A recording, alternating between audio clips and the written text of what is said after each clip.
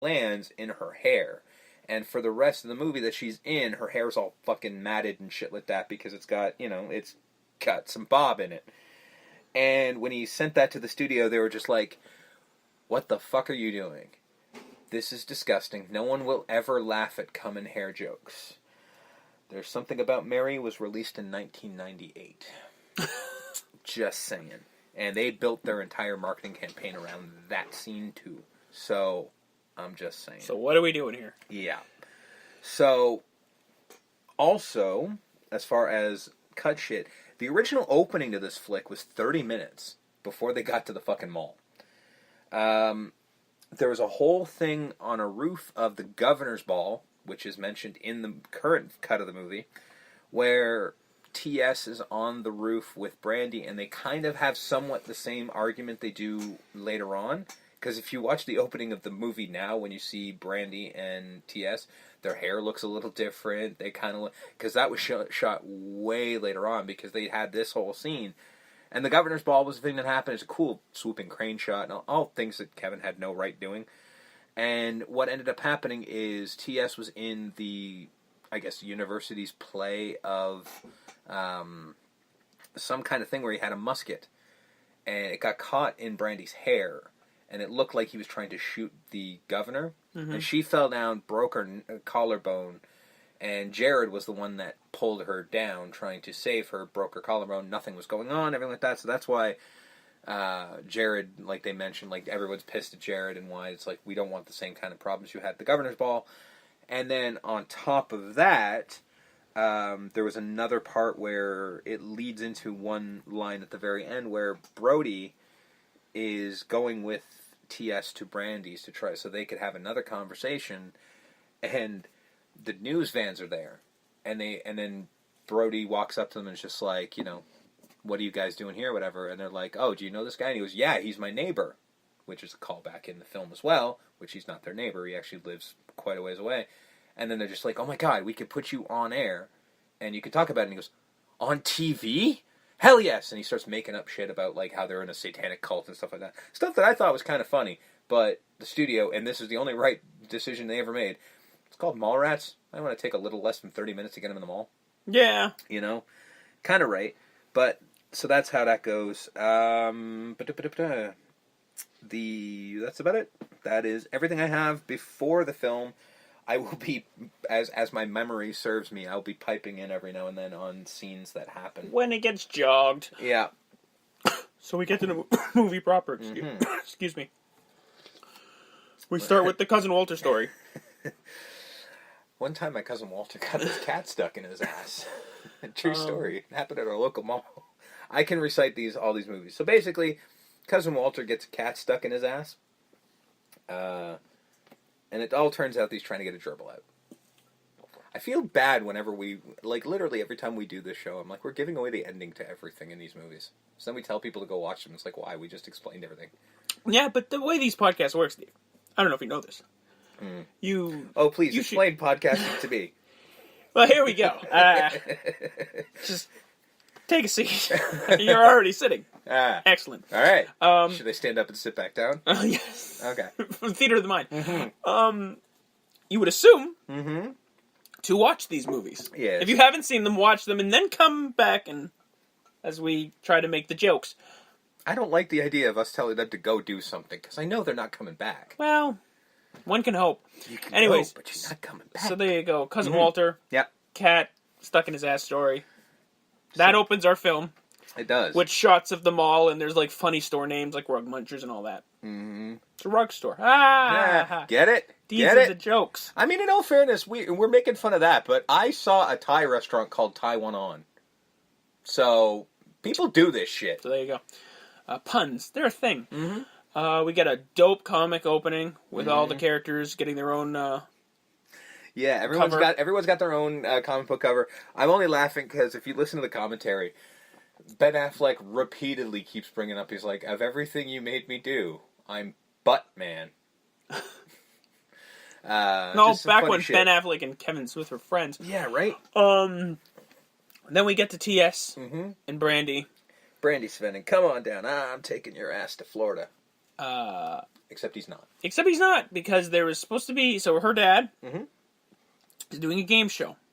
Yep. That day. And the woman who's supposed to be on the game show is like a truth or date thing. Yeah. Well, Julie Dwyer. So, basically, Brandy asks if... Because she looks a little forlorn. The only time in the movie that these people seem to give a shit that their friend died, by the way. Says, like, did you see Julie Dwyer last night? And he goes, yeah. Did you tell her that being on TV makes her look 10 pounds heavier? Yeah. Well, you know, she had a huge weight problem in school. She had the fattest ass, which is the weirdest delivery of dialogue. And by the way, Claire Forlani's British accent is, like, slipping like crazy in this scene. Yeah, she's just grasping at straws this whole film, by the way. Just trying to hold on to that, I must be American. Really. And then she just sort of goes, well, when you said that to her, she went straight up to the YMCA and just started doing laps because she wanted to look fit for the show. And then, well, in the middle of her 700th lap, an embolism popped in her brain and she dropped dead. Right in mid-backstroke. The only reason I bring that up is that will come into play next week. She's fucking dead? Fucking dead? Yeah, she's dead. She's dead. And again, this is the only time the friends of this character seem to give a shit. No. There's a lot of moments like this where I'm like, what the fuck? Clearly written by a 24-year-old. So she's going to take her place on the dating show, thus throwing the plans to go to Florida. Because they were going to go to Florida. He has plans for Florida. He's got plans. Well, he actually did tell her, which is so stupid. Well, he didn't say I was going to No, he did. He said, I was going to propose to you. Oh, does he? Yeah. And that's one of the reasons why she says the whole line of, like, oh, you're just like my father. You know, screw my shit's more important. Screw everyone else. You know, you love him so much, I think you should date each other. Yeah. And then, you know. Oh, not for this breakup shit. It was like, well, we're not making up this time. Mm-hmm. So, done. Yep. We cut to the other couple in this movie. Knock, knock, knock, knock. That fucking noise on that when Renee knocks on Brody's head, it sounds like a door. Like it sounds. So basically, Renee is waking up Brody, and it's just like, you know. He's looking desperate. He's like exhausted, and he's just like looking at her going, what? And she's like, get up. And he goes, well, what time is it? And she goes, 9. He goes, then go back to sleep. She goes, no. And Breakfast. he was like, okay, well, we're not there yet. Because he does even one of the weirder things that I've seen the actor do, where he basically, like, he's about to go to sleep, and he goes, oh, wait. And then he remembers what he's doing, and he goes and he picks up the thing he needs, puts it back down, and starts looking for other shit. And then he picks up the thing he needs. Yeah. Because I guess clearly they didn't want it too far away. But I just find it funny that he picked it up and put it back down. So he pulls the controller for a Sega game, which was not the game they wanted, but they literally sold. They made a deal with EA Sports to show this game, or Sega Sports. Sorry, they wanted EA Sports, but they made a deal with Sega Sports to be like, put our image in your game, and then we'll promote you while we're on tour. And they said, sure, I guess. They never did that. Sega backed out because Sega made a lot of stupid fucking things that they would do. I could do an entire podcast about how Sega fucked up in the 90s. Anyway, so he's playing the game, and she's just like, what are you doing? And this is where she promised him breakfast. She's like, you promised me breakfast. He goes, breakfast. Look at the score, for Christ's sakes.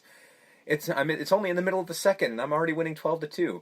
Now, Hartford, the Whale, they only beat Vancouver once, maybe twice in a lifetime.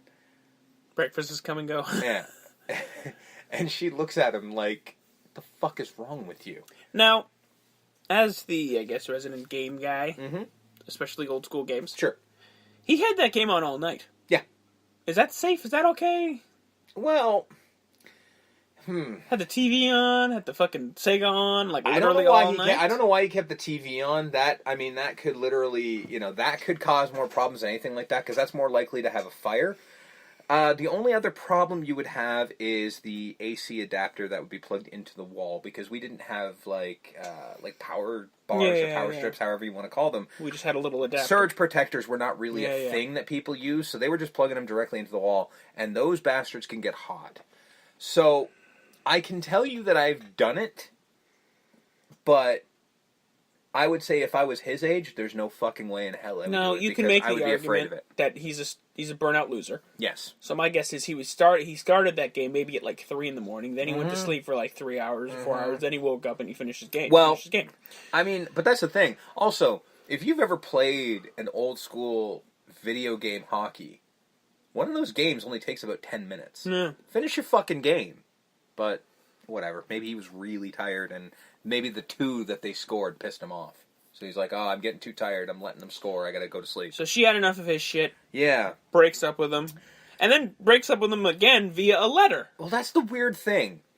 This is what I don't understand. Was she giving him one more shot? Was that what this night was? Because if she already has this letter typed up, mind you, she knows. She's got it with her. She doesn't like go home and come back and bring it. Like, she's there all night. She knows. So if he'd made her breakfast, would she not have given him the letter? Maybe. That kind of bugs me. She would have burned it. Yeah. Because they have that whole conversation about why she's in the bathroom because she cries. And big plot point is, even though, from what it sounds like, they've been dating for about 5 years, he's never introduced her to his mother. Because, as he says, she won't like her. Well, at first he says she doesn't like you. Which, again, you've never even introduced me to her. Where do you get this information from? Yeah. So, TS goes to Brody's. Mm-hmm.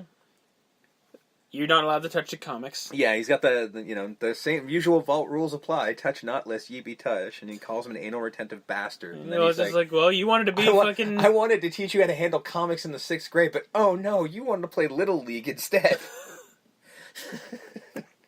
Sounded like me.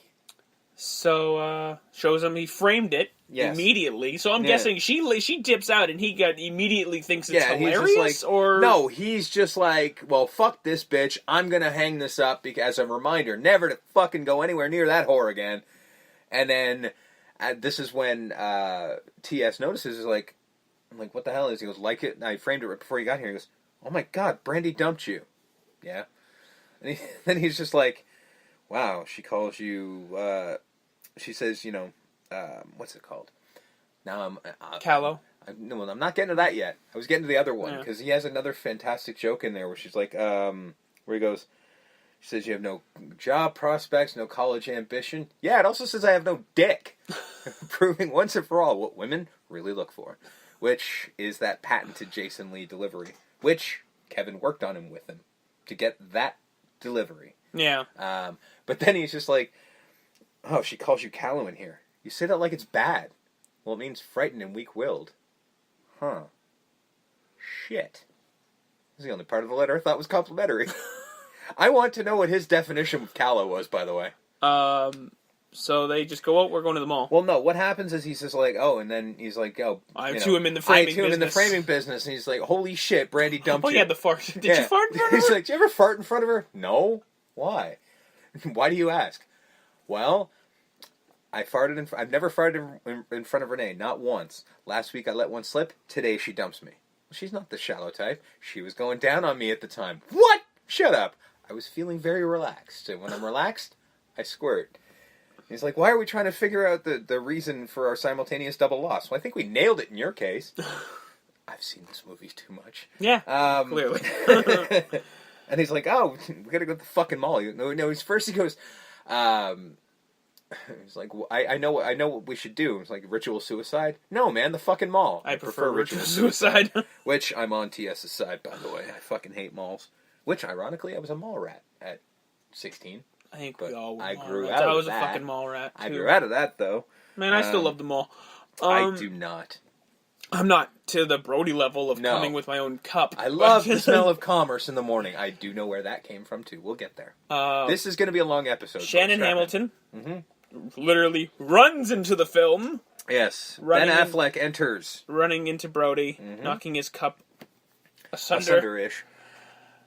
And fucking hates him, and, he's like, like, what, you want to say something? Well, I do, but I can't, and I'm not going to do the whole speech. But, please don't. Yeah, but we'll be here all goddamn day. He fucking hates him. And the little fucking Dixie cup came from Kevin's friend Walter, who, if you've ever seen Comic Book Men, is the guy who runs the Secret Stash. Apparently, several times over the course of them hanging out, he would have a Dixie cup full of Coke, and he would make it last all day. just periodically sipping from his little Dixie cup. I don't even know how you would do that. God, that would be tedious to just carry around a little Dixie tiny cup. Yeah. But if you've ever listened to their podcast, Tell 'em Steve Dave, Walt's a fucking weird dude. Yeah. But I like him. He's an interesting fellow. Mm-hmm.